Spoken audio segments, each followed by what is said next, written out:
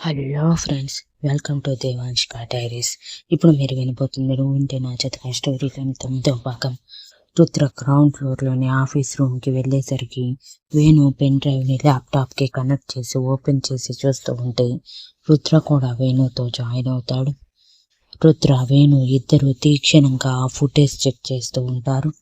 అలా చూస్తూ ఉండగా రుద్ర పార్టీ మధ్యలో జస్ట్ ఒక వైన్ గ్లాస్ సిప్ చేస్తూ ఉంటే రుద్ర ఫుటేజ్ పాస్ చేసి, నేను పార్టీలో తాగిందల్లా అది ఒక్క గ్లాసేరా, దానివల్లే నా ఒంట్లో రియాక్షన్ జరిగింది. అది తాగిన 10 నిమిషాలకి నా ఒంట్లో వేడి ఆవిర్లు వస్తూ ఏదేదో కావాలని అనిపించింది. ఇక అక్కడ ఉండడం సేఫ్ కాదు అనుకుని మధ్యలోనే ఎవరికీ చెప్పకుండా బయలుదేరి వచ్చేశాను అని చెప్పి మళ్ళీ ఫుటేజ్ బ్యాక్ కొట్టి చూస్తూ ఉండగా వేణు ఒక చోట పాస్ చేసి, ఇది చూడు బావా, వీడు నువ్వేదో తాగిన గ్లాసులో మిక్స్ చేస్తున్నాడు, బహుశా దానివల్లే నీకు ఇలా అయి ఉంటుంది అని పిడికిలు బిగించి అంటాడు. అవునురా, కానీ వాడికి ఇలా చేయమని ఎవరో చెప్పి ఉంటారు, ఇంకొంచెం బ్యాక్ కొట్టు అంటూ వెనక్కి వెళ్తూ ఉంటే రుద్ర ఒక చోట ఫోటోస్ పాస్ చేయమని చెప్పి అక్కడ ఒక చోట తన డ్రింక్లో పౌడర్ మిక్స్ చేసిన వెయిటర్తో మాట్లాడుతున్న వ్యక్తి కనిపించి, అనుకున్నాను ఇదే ఇలా చేసుంటుందని. నేను పార్టీకి వచ్చిన దగ్గర నుంచి నా స్పెషల్ అటెన్షన్ కోసం ట్రై చేస్తూ ఎప్పుడు నా చుట్టూనే తిరుగుతూ నన్ను టచ్ చేయాలని ట్రై చేసింది. తన అందాలు చూపించటానికి నా మీద పడిపోవాలని కూడా చూసింది. కానీ నేను లొంగలేదని నాకు తెలిసి ఆ వెయిటర్ ద్వారా సెక్సువల్ డ్రగ్ మిక్స్ చేయించినట్టుంది. అది నా మీద రియాక్షన్ చూపించాక నన్ను లొంగ తీసుకోవాలి అనుకుని ఉంటుంది. ఈ రోజుతో దీని జీవితానికి చరమగీతం పాడాలి అని ఫోర్స్గా పైకి లేవగానే వేణు వెంటనే పిడికిలి బిగించిన రుద్ర చేతిని గట్టిగా పట్టుకుని, అలాంటి మాటలు మాట్లాడకు బావా, నువ్వు ఏ గొట్టంగాలను చంపి హంతకుడు అవ్వటం నాకు ఇష్టం లేదు. ముఖ్యంగా శక్తికి ఇదంతా తెలిస్తే, తన వల్లే నువ్వు ఒక వ్యక్తిని చంపావు అని తెలిస్తే మాత్రం శక్తి చాలా బాధపడుతుంది. ఉదయం నుంచి చూస్తున్న నాకే అర్థమవుతుంది శక్తి ఎంత సెన్సిటివ్ అనేది. నీకు తెలియదా? నువ్వు ఏదైనా చెయ్యాలనుకుంటే చంపకుండా వాళ్ళని జీవితాంతం బాధపడేలా చెయ్యి అని సీరియస్గా అంటాడు. రుద్ర ఆలోచిస్తూ, నువ్వన్నది నిజమే, నా వల్ల అనవసరంగా శక్తి బాధపడటం నాకు ఇష్టం లేదు, అందుకే వాళ్ళు ఏడుస్తూ కృంగిపోయేలా చేస్తాను అంటూ అప్పటికప్పుడు తన బ్రెయిన్లో పుట్టిన కన్నింగ్ ఐడియా మొత్తం చెప్పి, నేను చెప్పినట్టంతా జరిగిపోవాలి, సాయంత్రానికల్లా వాళ్ళు శక్తి కాళ్ళ మీద పడి ఏడుస్తూ క్షమించమని అడగాలి అని సీరియస్గా చెప్పి పంపించాడు. నా గురించి తెలిసి కూడా పెట్టుకొని నీ పతనం నువ్వే కోరుకున్నావు, నా చేతుల్లో ఏమీ లేదు అని కన్నింగా నవ్వుతూ అనుకుని శక్తి కోసం ఫుడ్ తీసుకోవటానికి తన పిన్ని దగ్గరికి వెళ్ళేసరికి 3 రోజుల నుంచి రుద్ర పెళ్లి జరిగిందని జీర్ణించుకోలేక ఆ రోజు టిఫిన్ చేశాక రుద్ర అత్తయ్యలు మావయ్యలు అందరూ హాల్లో సోఫాలో సీరియస్గా కూర్చొని ఆలోచిస్తూ ఉంటారు. రుద్ర కనీసం వాళ్ళని పట్టించుకోకుండా వాళ్ళ వైపు చూడకుండా కిచెన్లోకి వెళ్తూ ఉండగానే ఎంతసేపటికి తమ వైపు చూసి ఒక్క మాట కూడా మాట్లాడకపోయేసరికి రుద్ర రెండవ మేనత్త మీనాక్షి గారు కోపంగా పైకి లేచి, నువ్వు చేసిన పని మాకు అస్సలు నచ్చలేదు రుద్ర.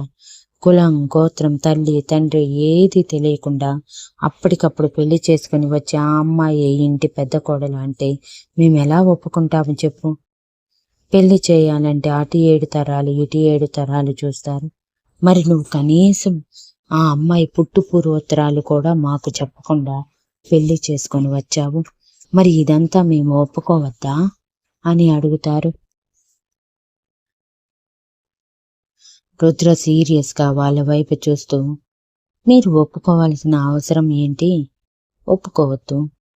మీరు ఒప్పుకున్నా ఒప్పుకోకపోయినా శక్తి నా భార్య కాకుండా పోదు అని అంటాడు.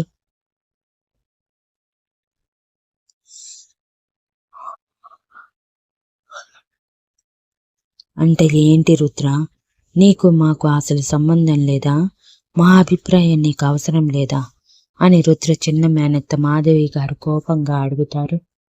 అవును, అవసరం లేదు. అయినా నా జీవితం మీద మీ పెత్తనం ఏంటి? ఎవరి పెత్తనం నా జీవితం మీద చెల్లదు. నాకు నేనే రూలర్, కాబట్టి నా విషయంలో వేలు పెట్టడానికి ట్రై చెయ్యొద్దు. నేను లేని టైం చూసి శక్తిని మీ మాటలతో మ్యానిపులేట్ చేసి బాధ పెట్టాలని ట్రై చేశారని నాకు తెలిసిందంటే నా గురించి తెలుసు కదా. నాకు ఫ్యామిలీ అయినా ఒకటే, బయట వాళ్ళైనా ఒకటే. నా మనసుకు నచ్చిన వాళ్ళే నా వాళ్ళు. మిగిలిన వాళ్ళు రక్త సంబంధం ఉన్నా సరే పరాయి వాళ్ళతో సమానం నాకు అని సీరియస్గా చెప్పి కిచెన్లోకి వెళ్ళిపోతాడు. మీనాక్షి గారు తన భర్తతో, చూసారా అండి, రుద్ర మనకి ఎంత గౌరవం ఇస్తున్నాడు. ఇంట్లో మనకి గౌరవం లేకుండా పోతుంది. గతి లేక వచ్చిన వాళ్ళని చూస్తున్నట్టు చూస్తున్నారు అని కోపంగా అంటారు. లోపల నుంచి మందులు గారు మాట వినిపిస్తుంది. చూడటం ఏంటి, అదే నిజమైతే అని. అంతే. ఆ మాట వెంటనే మీనాక్షి గారు విరుచుకుపడటానికి సిద్ధంగా ఉన్నట్టు కిచెన్ దగ్గరికి వెళ్ళేసరికి మంజుల గారు రుద్రతో, చూడటం కాదురా, ఇది బలమైన ఫుడ్ అని చెప్పు నీ భార్యకి. తన కోసమే స్పెషల్గా వండించాను. ఇవి తింటే త్వరగా బలం వస్తుంది. అప్పుడు చలాకీగా ఇల్లంతా తిరగచ్చు. అదే నిజం అని అమాయకంగా కళ్ళు టపటపలాడిస్తూ అంటారు. మీనాక్షి గారు అదంతా ఫుడ్ కోసం అనుకొని వెనక్కి తిరిగేసరికి రుద్ర, ఈ మధ్య మన మ్యాన్షన్ చుట్టూ ఎక్కువగా ఎవరూ లేక మన ఇంట్లో పడి దోచుకోవటానికి రెడీగా ఉన్న వాళ్ళు తిరుగుతున్నారు. కొంచెం వాళ్ళు ఇబ్బంది ఏంటో చూడు. మరోసారి ఇలా తిరగవద్దని చెప్పు అని అంటారు. మంజుల గారు ఇండైరెక్ట్గా తమనే అంటున్నారని అర్థమైనా ఇప్పుడు కదిలించుకుంటే డైరెక్ట్గానే అంటారని అర్థమైంది అందరికీ. అందుకే అందరూ నోరు మూసుకొని మొహం గంటుగా పెట్టుకొని జరిగే అవమానాన్ని పట్టించుకోకుండా చీర మీద పడ్డ దుమ్ముల దులుపుకుంటూ వెళ్ళిపోతే మంజుల గారు రుద్ర వాళ్ళ మొహాలు చూసి నవ్వుతూ, ఎందుకు పిన్ని అనవసరంగా వాళ్ళతో పెట్టుకోవటం? వాళ్ళతో మాట్లాడితే మనం బురద మీద రాయి వేసినట్టే. ఆ బురద తిరిగి మనకే అంటుకుంటుంది అని అంటాడు. నీకు తెలియదు రుద్ర, నువ్వు రాకముందు వాళ్ళు ఇష్టం వచ్చినట్టు మాట్లాడారు. ఈ మాత్రం డోస్ పడాలి. అత్తారింటికి వెళ్ళటానికి కొవ్వెక్కువయ్యి బయటికి వెళ్ళి బ్రతకటానికి ధైర్యం లేక ఇక్కడే ఉంటూ మన మీద పెత్తనం చెయ్యాలని చూస్తున్నారు. అలాంటి వాళ్ళకి అప్పుడప్పుడు ఇలాంటి చిన్న చిన్న జలక్లు పడకపోతే మన మాట అస్సలు పట్టించుకోరు అని చెప్పి 2 ప్లేట్లలో భోజనం రుద్ర చేతికి ఇచ్చి, ఇద్దరూ పైనే తినండి, నేను అందరూ తిన్న తర్వాత వస్తాను, శక్తితో మాట్లాడాలి అని అంటారు.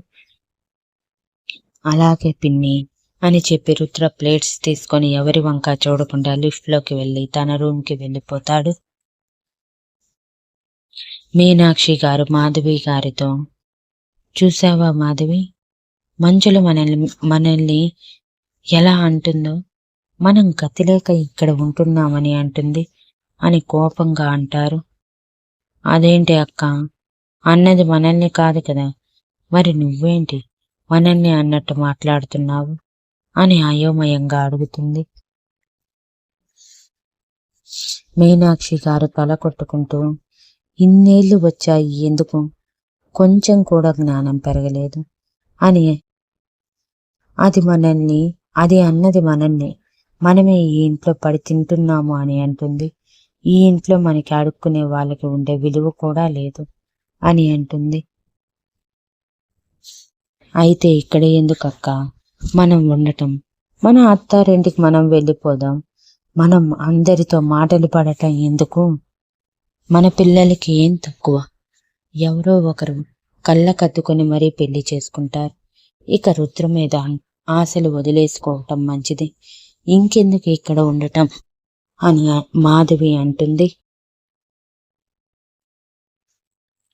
అక్కడికి వెళ్ళి అత్తారింట్లో కొట్టి చాకరీ చెయ్యాలని ఉందా? ఇక్కడే ఉంటే దర్జాగా కూర్చొని శుభ్రంగా తింటున్నా. అక్కడికి వెళ్తే ఇంటి పని, వంట పని, మొత్తం పని మన నెత్తి మీద పడుతుంది. ఎవరు చేస్తారు అవన్నీ? నా వల్ల కాదు బాబు, నేను ఇక్కడే ఉంటాను.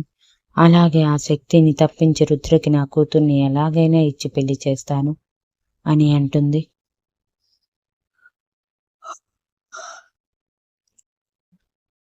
అలా ఎలా జరుగుతుందక్క? నీకు తెలుసు కదా రుద్ర కోపం. ఇప్పుడే చెప్పాడు తన భార్య జోలికి వెళ్తే ఎవరిని అని కూడా చూడనని. అనవసరంగా రుద్రతో పెట్టుకోవటం ఎందుకు చెప్పు అని భయంగా అంటుంది. ఎందుకు మాధవి అంతలా భయపడుతున్నావు? మనం ఏం చేసినా రుద్రకి తెలియకుండా చేద్దాము. ఎలాగైనా సరే ఆ శక్తిని రుద్ర దృష్టిలో తక్కువ చేసి చూపించే రుద్ర ద్వారానే బయటికి వెళ్ళేలా చేద్దాము అని మీనాక్షి భర్త శివరాం కన్నింగా అంటాడు.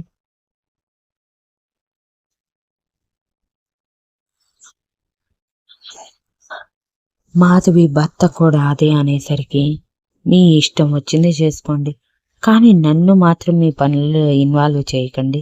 నేను రుద్ర కోపం భరించలేను. వాడు ఎవరినీ లెక్క చేసే రకం కాదు. సొంత అమ్మా నాన్నలని లెక్క చేయనివాడు మనల్ని ఏమాత్రం లెక్క చేస్తాడో మీ ఊహకే వదిలేస్తున్నా అని అంటుంది. నువ్వు నోరు మూసుకో, మమ్మల్ని భయపెట్టకు. మన పిల్లల్లో ఎవరో ఒకరిని రుద్రకి ఇచ్చి పెళ్లి చేస్తే వాళ్ళు ఈ ఇంటికి మహారాణిలా ఈ ఆస్తి మొత్తం అనుభవించాలని మనం ప్లానింగ్లో ఉంటే, అదెవరో ఒక్క రోజులో వచ్చి మన కళ్ళలన్నీ కోళ్ళ చూస్తే చూస్తూ కూర్చోవాలా ఏంటి? నీలా నేను మాత్రం అన్నీ చూస్తూ మూసుకొని కూర్చోలేను. ఎలాగైనా సరే నా కూతురు రుద్ర భార్య కావాలి అని తన భర్తని తీసుకొని లోపలికి వెళ్ళిపోతుంది. మాధవి భర్త కూడా మాధవికి బ్రెయిన్ వాష్ చేయటానికి ఆమెను తీసుకుని లోపలికి వెళ్ళిపోతాడు.